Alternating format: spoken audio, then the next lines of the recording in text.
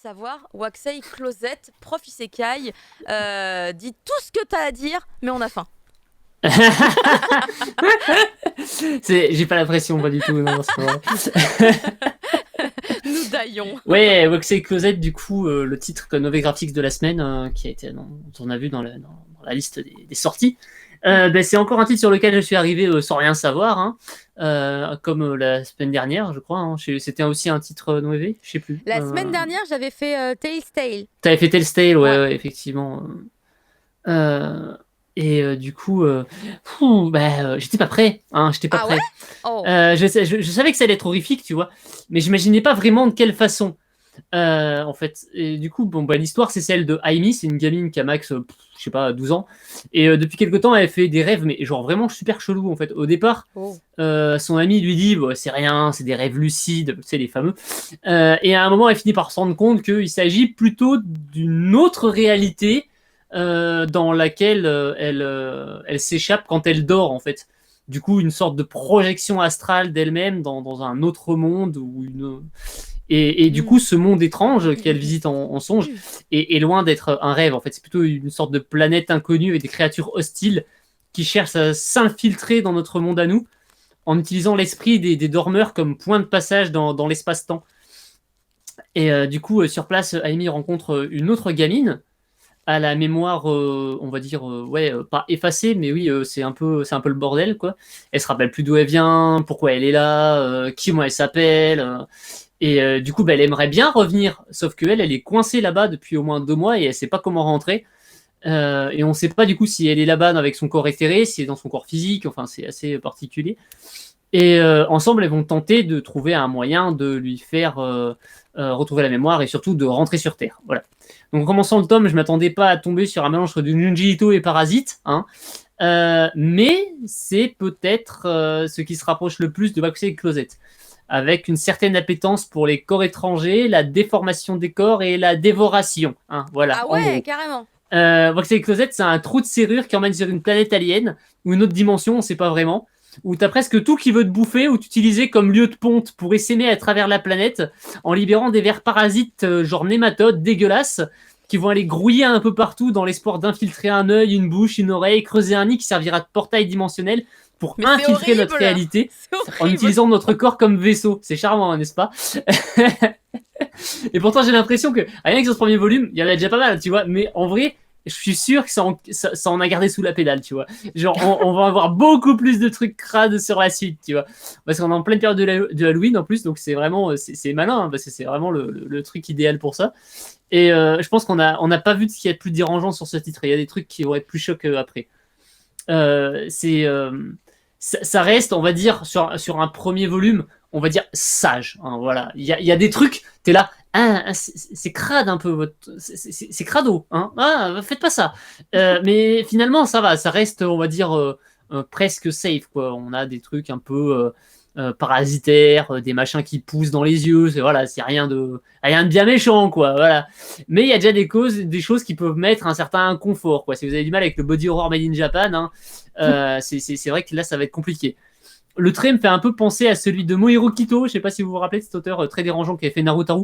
J'espère que ça n'ira pas jusqu'à ce niveau de malaise, hein, parce oui.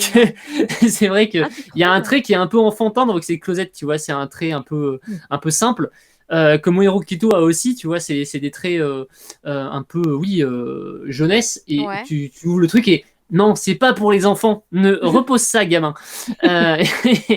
Et dans les idées, ça peut aussi rappeler du coup ce que fait Made in Abyss, avec son aspect exploration d'un lieu inconnu à l'environnement hostile qui veut te pondre dans les yeux par deux gamins, tu vois.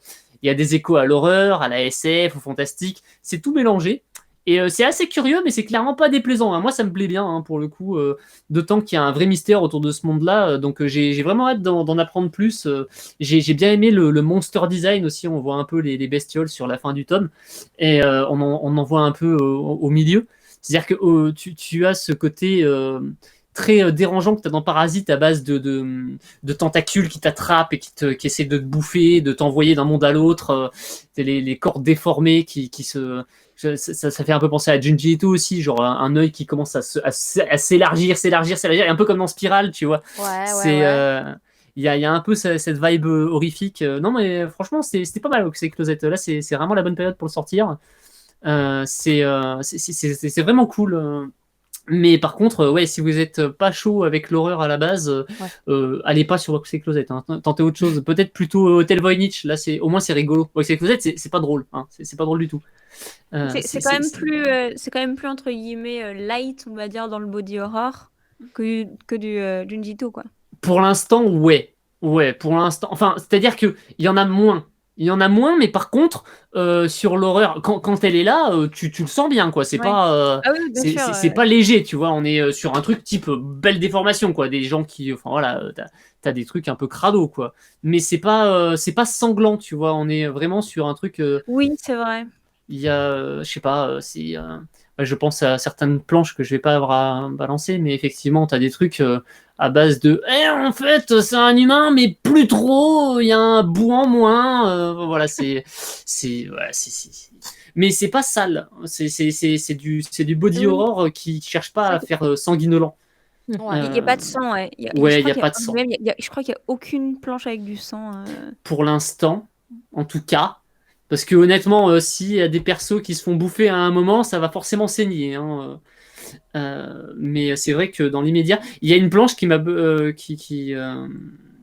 je crois, qui fait penser à une scène de Devil May Cry Baby sur l'épisode 10, je crois.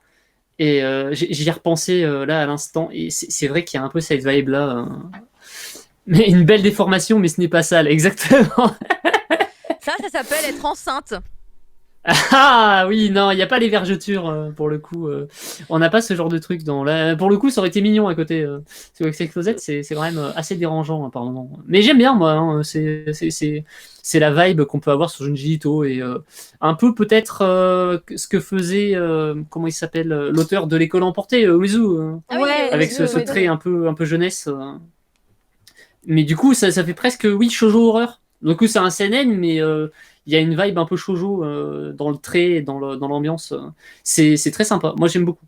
J'aime beaucoup Waxay Closet. Ok, bah je suis pas sûre d'aller me diriger là-dessus tout de suite, hein, en tout cas, mais, mais ok.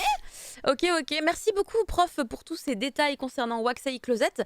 Est-ce qu'il y a une carte dans le manga? C'est une bonne question parce que du coup, il y a des chances, hein, parce que c'est le mauvais graphique. Parce que du coup, on a les services presse numériques, on voilà, va dire. Nous on a les numériques, donc on peut pas vous dire. On n'a pas l'objet en mais soi. Normalement, il y a toujours mais c'est un fait, une carte. C'est un fait avéré que Noévé est un des éditeurs du marché qui propose systématiquement pour l'intégralité de ses séries des concepts visuels ou texturiels, je sais pas trop comment dire, pour chacune de leurs couvertures de manga en tout cas.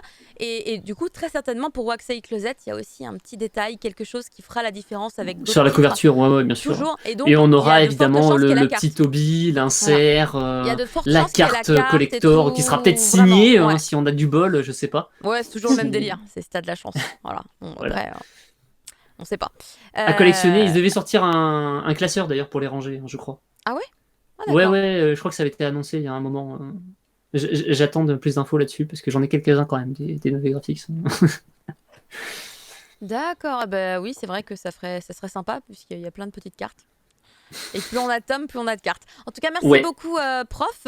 On termine du coup ici les reviews. Ça sonne, c'est un petit coup de pression de la part encore de ton église, décidément.